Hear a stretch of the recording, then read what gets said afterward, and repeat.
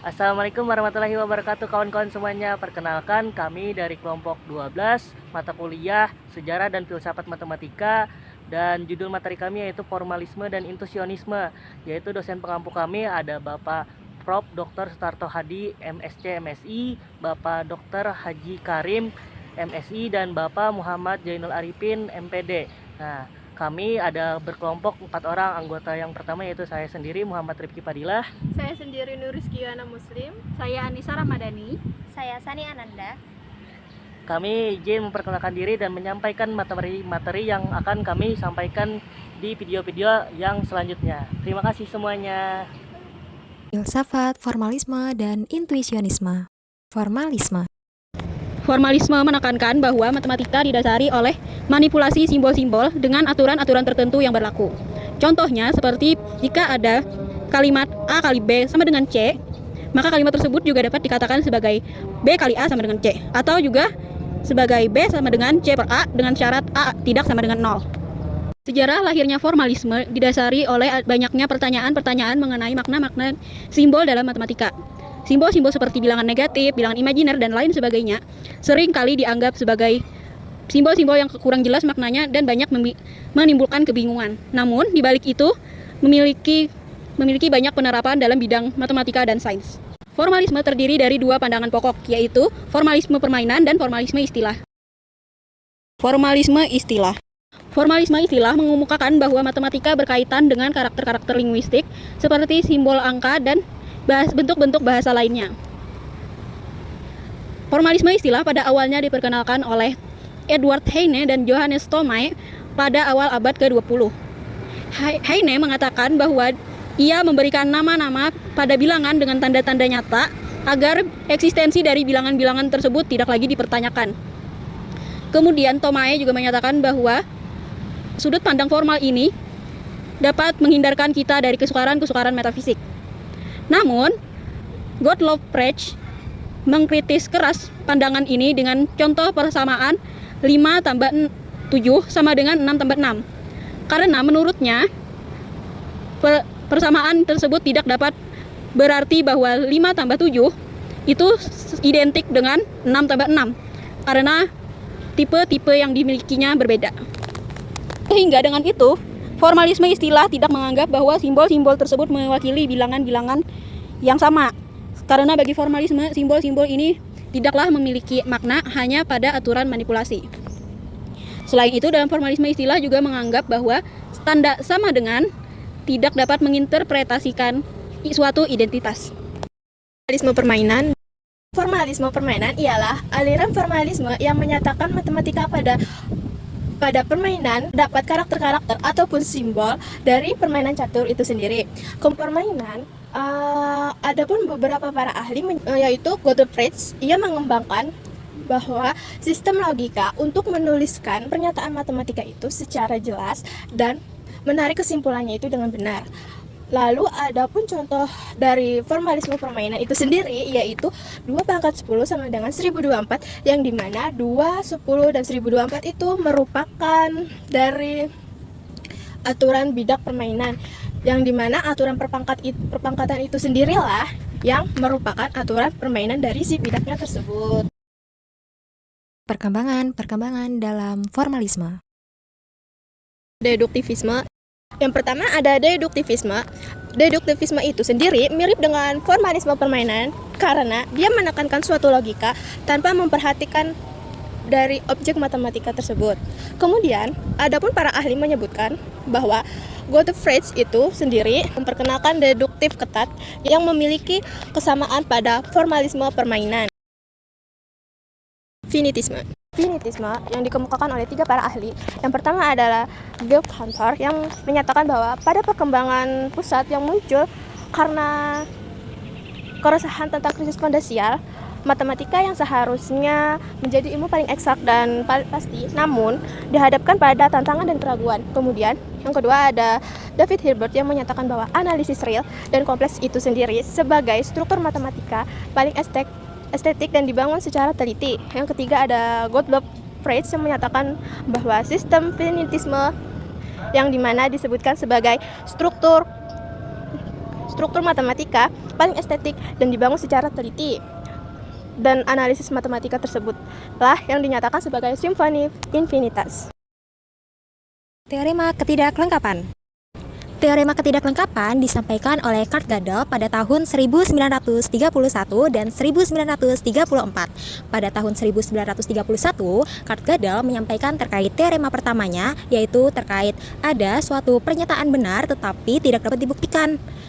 Nah, untuk lebih lanjut terkait teorema pertama ini akan disampaikan sebagai berikut. Teorema pertama berbunyi yaitu jika T konsisten, maka G tidak dapat membuktikan di dalam T.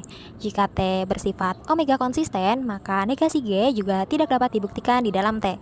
Sehingga jika sistem T adalah omega konsisten, maka ia tidak dapat memutuskan kalimat G. Ada teorema kedua yang disampaikan oleh Kurt Gödel yaitu pada tahun 1934. Pada tahun tersebut, Kurt Gödel menyatakan bahwa ada suatu sistem formal yang tidak dapat membuktikan tentang konsistennya sendiri. Haskell-Curry. Haskell-Curry adalah salah satu tokoh yang menyampaikan terkait suatu formalisme yang dimana dia tetap mempertahankan terkait suatu program dari Hilbert. Nah, Haskell-Curry ini menyatakan bahwa matematika bukanlah objek abstrak tetapi merupakan suatu sistem formal itu sendiri. Nah, untuk lebih lanjut dan lebih memahami terkait formalisme pada Haskell-Curry akan disampaikan contoh sebagai berikut, yaitu 2 + 2 sama dengan 4. Nah, Haskell-Curry tidak membuktikan apakah bilangan tersebut memang nyata, tetapi Haskell-Curry itu lebih memperhatikan terkait sistem formal yang digunakan itu apakah benar-benar sah. Intuisionisme. Filsafat intuisionisme. Filsafat intuisionisme ini berkaitan tentang revisi-revisi pada matematika. Revisi-revisi tersebut berkaitan dengan law of excluded middle. Law of excluded middle ini berkaitan terkait suatu pernyataan bahwa terdapat suatu sistem kebenaran yang ada dua kemungkinan, yaitu ada benar dan salah. Nah, suatu kebenaran tersebut itu tidak berlaku pada logika intuisionisme. Hal itu berbeda dengan logika klasik, di mana logika klasik menggunakan law of excluded middle sebagai bagian pada logika tersebut. Yang dimana logika klasik itu menggunakan suatu pernyataan itu ada dua kemungkinan kebenaran, yaitu benar dan salah. Sedangkan pada intuisionisme itu tidak menggunakan law excluded middle. Nah, untuk lebih lanjut, agar kalian memahami terkait law of excluded middle ini akan disampaikan sebagai berikut. Contohnya yaitu adalah misalkan ada suatu pernyataan yaitu terdapat suatu pizza yang di dalamnya terdapat rasa pedas. Nah, pada logika intuisionisme ini kita tidak dapat menyimpulkan bahwa di dalam pizza tersebut atau di dalam kotak pizza tersebut memiliki rasa pedas sebelum kita membuktikan secara langsung. Sehingga dari situlah kita dapat tarik kesimpulan bahwa intuisionisme ini berkaitan dengan suatu pernyataan. Jika kita ingin membuktikan suatu pernyataan itu benar, maka kita harus membuktikannya secara langsung. Untuk lebih lanjut dan lebih paham terkait materi dari intuisionisme ini akan disampaikan oleh para ahli, yang dimana para ahli tersebut ada 3, yaitu ada Brouwer, Hayting, dan Damet.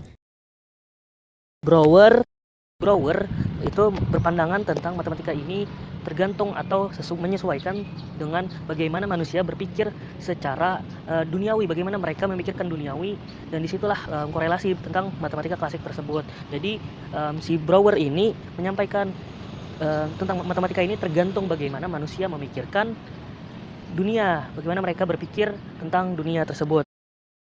Hayting sendiri ini berpendapat bahwasannya matematika klasik atau intuisionisme ini ada 6 syarat. Nah, jadi matematika ini bisa dibuktikan dengan beberapa syarat, yaitu tentang beberapa nanti diformalkan dalam sistem logika. Ada 6 syarat di situ yang Hayting berpendapat untuk bagaimana pembuktian mengenai matematika tersebut. Dumet. Nah, Dumet ini menyempurnakan pendapat-pendapat dari penemu-penemu sebelumnya. Dumet ini ternyata mengkolektifkan, menyimpulkan bahwasannya matematika klasik atau intuisionisme ini diperluas teori maknanya dan bahasanya. Nah, jadi di sini ada mengenai bagaimana cara berpikir dari si Dumet itu berpandangan bahwa matematika ini tergantung dari cara berpikir dan juga bagaimana cara berpandangan dengan syarat-syarat pembuktian. Nah, di sini juga si Dumet itu mendukung logika intuisionistik karena lebih sesuai dengan pandangan bahwa kebenaran bergantung pada verifikasi. Jadi ada 2 verifikasi nantinya yang Dumet sampaikan di pandangan Dumet, yaitu tentang teori makna dan juga bahasa. Jadi di situ adalah ada syarat-syarat yang Dumet sampaikan aja. Oke, izin menyampaikan ringkasan dari materi kami yaitu formalisme dan intuisionisme. Formalisme sendiri itu ada dua, yaitu formalisme permainan dan formalisme istilah. Terus formalisme ada 4 perkembangan di dalamnya, yaitu ada deduktivisme, finitisme, teorema ketidaklengkapan, Haskell-Curry. Nah, di situ ada 4 perkembangan dalam formalisme. Terus yang terakhir yaitu intuisionisme. Intuisionisme ini ada beberapa pandangan dari 3 sejarawan. 3 sejarawan ini ada Brouwer, Hating, dan Dumet. Mereka sama-sama memberikan pandangannya tentang intuisionisme tersebut di dalam filsafat matematika. Mungkin kesimpulan akan ulun berikan ke teman ulun. Baik. Jadi dari materi yang telah disampaikan dapat disimpulkan bahwa aliran formalisme menganggap bahwa matematika merupakan sistem simbol formal yang dimanipulasikan berdasarkan aturan tertentu yang berlaku tanpa perlu mempersoalkan maknanya lebih lanjut. Sedangkan intuisionisme menganggap matematika berasal dari aktivitas mental manusia dengan menolak prinsip logika klasik seperti law of excluded middle, yaitu hukum yang memiliki nilai kebenaran, benar atau salah. Pada intuisionisme perlu adanya pembuktian secara langsung. Mungkin itu saja ringkasan dan kesimpulan dari materi kami. Mohon maaf jika ada kesalahan nantinya, dan juga terima kasih sudah mendengarkan dan juga melihat menonton video ini sampai akhir. Sekian presentasi dari kami dan penjelasan singkat dari kami dari kelompok 12 mata kuliah sejarah dan filsafat matematika, materi yaitu formalisme dan intuisionisme. Mengucapkan terima kasih yang sebesar-besarnya dan memohon maaf jika ada salah kata maupun kehilapan dari kami. Wassalamualaikum warahmatullahi wabarakatuh.